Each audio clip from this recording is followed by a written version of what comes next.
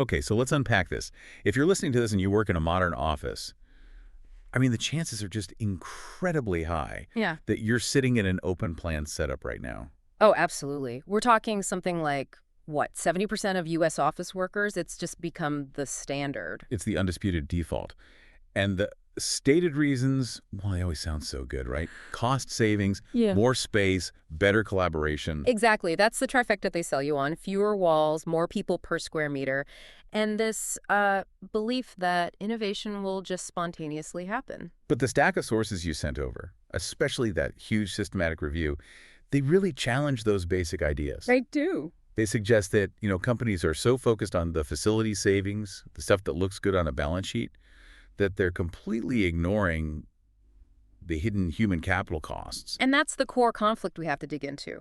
The organization optimizes for the building, but in doing so, they often de-optimize for the actual people inside it. So our mission today is to get into the really rigorous evidence.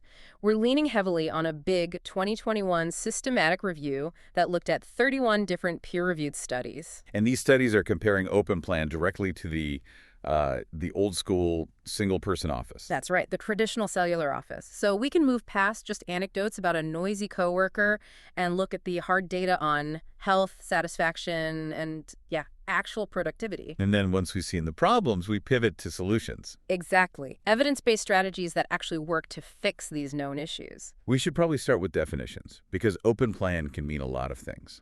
That's a crucial point. So in the research, the baseline, the control group, is the cellular office. So 4 walls, a door, one person. One person, and crucially, they usually have control over the door, the lights, maybe even a window. And then everything else is just the open plan spectrum. Right, and that spectrum is huge. It can be a small pod of 4 people, a giant floor with 100 desks, cubicle farms, or those, activity-based offices where you don't even get your own desk. That was the theory. The second was technological mobility. People started working from home, traveling more. Right. So companies looked around and saw that on any given day, maybe only 42% of desks were even being used. A fixed desk for everyone starts to feel like a waste of money. A wasted resource, absolutely. And then the third, and let's be honest, probably the most powerful force, is just pure financial optimization. The bottom line. Lower construction costs, higher density, lower utility bills. These are hard, tangible savings that the facilities management team can put right on a spreadsheet. And that's the disconnect you mentioned. That is the critical disconnect. The facilities team makes a choice based on their budget, and they rarely have to account for the HR or productivity fallout. The savings are visible now, but the productivity loss is invisible, or at least it's delayed. So you've got 2 different departments looking at 2 completely separate ledgers. That disconnect has to show up somewhere. It does. And that brings us to the hidden costs. If we start with organizational performance, that big review is, well, it's pretty blunt. How so? It found 38 different measures related to productivity, and the results trended, and I'm quoting here, predominantly negative compared to cellular offices. Wait, not just a little negative, predominantly negative. Is that because the promised collaboration just isn't happening, or is it that the environment is actively hurting performance? The environment is actively hurting performance. The big findings were things like compromised concentration and just measurable drops in task performance and accuracy. And the collaboration piece, the evidence that it actually improves is inconclusive at best. So you might talk more, but the work itself gets worse? Pretty much. And the studies were very clear on the main culprit. Let me guess. Noise. Acoustic conditions. Every single study that measured noise satisfaction found a negative link with open plan designs. It's basic science. Our brains are hardwired to process human speech. You can't tune it out. Right. Laughter, ringing phones, other people's conversations. Those sounds are designed to cut through distraction. They grab your attention whether you want them to or not. And this is where you connected back to the cold, hard numbers. You had this incredible statistic that staff costs are like 82% of a company's operating expenses. 82%. And the physical workspace, that's only 5%. That ratio should be on a poster in every facility manager's office. It should be, but it gets ignored. And the danger is, because that staff cost is so huge, even a tiny dip in productivity, say 5 or 10%, it just completely wipes out any savings you made on the building. Walk us through that concrete example from the source, because that really makes it click. Okay. So let's say a company saves $500,000 on construction by going open plan. Looks great for the CFO. A win. But this company has 200 employees, average salary 75 grand. So their total staff cost is $15 million a year. If that noisy, distracting new office causes just a modest 7.5% drop in productivity, that translates to $1.125 million in lost output every single year. Wow, so they wiped out their $500,000 savings in less than 6 months? In less than 6 months, and the costs keep coming. We're not even talking about the fact that they're losing money. We're just talking about the fact that the investment was a bad one. That is a staggering calculation. It totally flips the whole financial argument on its head. And it doesn't stop there. Other studies found significantly higher rates of short-term sick leave in open offices. Of course. More people, more germs. More germs, more stress, which adds tangible absence cost to the ledger, too. So that 1.1 million is just a productivity loss.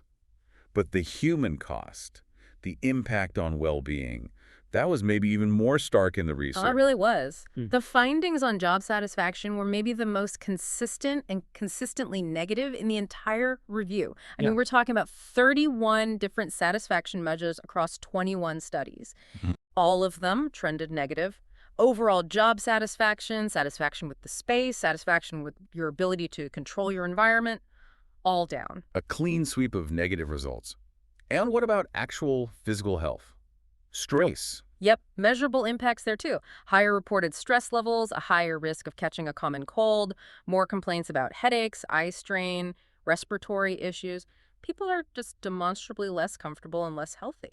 And it seems like the thread connecting all of this, performance, satisfaction, health, it all comes down to a lack of control and privacy. Absolutely. That is the core psychological issue. You feel cramped, you can't control the temperature or the lighting, and you have zero acoustic or visual privacy for any kind of deep focused work. It's a heavy diagnosis. But the sources don't just leave us there. They move into the good news, the mitigation strategies. And if we connect this to the bigger picture, the key takeaway is that these bad outcomes, they aren't inevitable. But, and this is a huge but, organizations have to see open plan for what it is. A cost-saving measure that requires a substantial follow-up investment to mitigate the known human costs. You have to replace the capabilities of the walls you just knocked down. Okay, so let's start with the biggest problem. Noise. Strategy 1, acoustic management. What actually works? So beyond just, putting up a few felt panels, you need a structured approach. Sound-absorbing materials, yes. Acoustic zoning, so separating loud sales teams from quiet developers. Right. But the real game changer is sound masking systems. It's essentially a subtle white noise that raises the ambient sound level just enough so you can't understand a conversation happening 20 feet away. That intelligibility is what breaks our focus. And the Philips Lighting case study showed this in action. Exactly. They put in high-end acoustic ceilings, panels, and crucially, sound masking in their quiet zones. And their productivity metrics, which had dropped in previous open plan attempts, they stabilized. Okay, strategy 2, giving people a choice. If you can't get privacy at your desk, you need to be able to find it somewhere else. And it has to be reliable. It's no good having 2 little phone booths for 200 people. You need a generous ratio of quiet rooms and focus booths that are actually available when you need them. What does generous look like in practice? The Microsoft Office in the Netherlands is a great example. They provided about 1 quiet room for every 15 employees and 1 smaller focus booth for every 20. Wow, 1 for every 15. That's way more than I've ever seen. It is, and because of that high ratio, employees could trust that a quiet space would be available. It mitigated so many of the core complaints.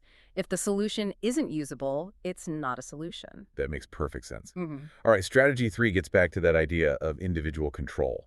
Yes, people need a sense of agency over their immediate little bubble. The most effective things are actually pretty simple. Individual task lighting you can dim yourself, and personal thermal devices. Like a little fan or a small heater under the desk. Exactly. Yeah. Small things that let you adjust your microclimate. And the Deloitte pilot for this had a massive payoff. Tell me about that. So in Amsterdam, they gave a group personalized LED task lights and under-desk radiant heating panels. They saw a 40% jump in thermal comfort satisfaction and, get this, a 12% decrease in sick leave in that area alone. A 12% drop in sick leave just from a tiny bit of personal control. That's incredible. It shows a direct, quantifiable link between agency and well-being. Okay, finally, strategy 4. This one is more about physical design and just social norms. Right. Using partitions strategically, creating little alcoves, but also setting up behavioral rules. You establish quiet hours, you create protocols for taking calls at your desk. Ernst & Young did this. They put in directional acoustic panels and set quiet hours from 9 to 11 a.m. And it worked. A 45% improvement in privacy satisfaction. And you can't just impose all this. You have to involve the employees in the change. Right. That's critical. When the General Services Administration involved workers in the design process, their satisfaction rate was 65%, way higher than in offices where the change was just forced on them. It gives them a sense of ownership. Exactly. It prevents them from feeling like a victim of a cost-cutting exercise. Okay, so moving into what the sources call long-term resilience, this can't just be a one-time fix. How do you keep optimizing? Through continuous monitoring. But not just annual surveys. We're talking real-time data from sensors that track temperature, CO2 levels, noise, light. That sounds pretty high-tech. Yeah. But the Salesforce example showed a real payoff. A huge payoff. They correlated all that sensor data with employee feedback. They found, for instance, that CO2 levels would spike in the afternoons, which is a sign of stale air that makes people tired. So they could adjust the HVAC system in real time. Precisely. That kind of data-driven tweaking led to an 18% improvement in workplace satisfaction over 3 years. The other side of this resilience coin is giving workers more agency, what you call distributed governance. Yeah, you empower teams to customize their own zones. Cisco did this. They let teams choose their own furniture layouts and let individuals pick their own task lights or chairs. And the result? The number of workers who felt they had significant control over their workspace jumped from 12% to 55%. That's a huge psychological shift. Which brings us to the last piece, culture, aligning the whole decision with a purpose. Right. If you're doing this just to save money, at least be honest about it. But the best examples are purpose-driven. Patagonia uses Open Plan to reinforce its egalitarian, sustainable culture. They're transparent about the why. Yes. They acknowledge the trade-offs, but they offset them with other benefits the employees value, so people feel like they're part of a shared mission, not just a line item. So what does this all mean? Yeah. When you boil it all down, the single biggest takeaway for me is this massive systemic underestimation of the human factor in office design. That's it. Open Plan design is first and foremost a cost objective. Anyone who says otherwise is probably not being entirely honest. And decision makers have to calculate those costs holistically. They have to. They must accept the documented loss in productivity, the increase in sick leave, the stress. The research is clear.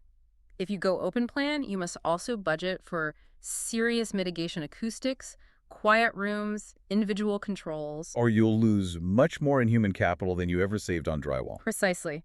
The only way to make it work is to provide meaningful choice so that people can find the environment that actually supports the kind of work they need to do at any given moment. Which raises this really provocative final thought from the research. The fact that Open Plan offices took over the world despite decades of research showing all these negative findings. So the financial metrics you can see on a balance sheet have just consistently won out over the intangible but very real human costs. That's the story. And it leaves you with a pretty stark question. Since your employees are 82% of your operating cost, what is the moral and financial liability of a design choice that demonstrably hurts the well-being and focus of your single most valuable asset? And for you, the listener, it's worth asking yourself, does your own workspace, whether you chose it or not, actually align with the cognitive demands of your job? Is your environment helping you work, or is it silently working against you?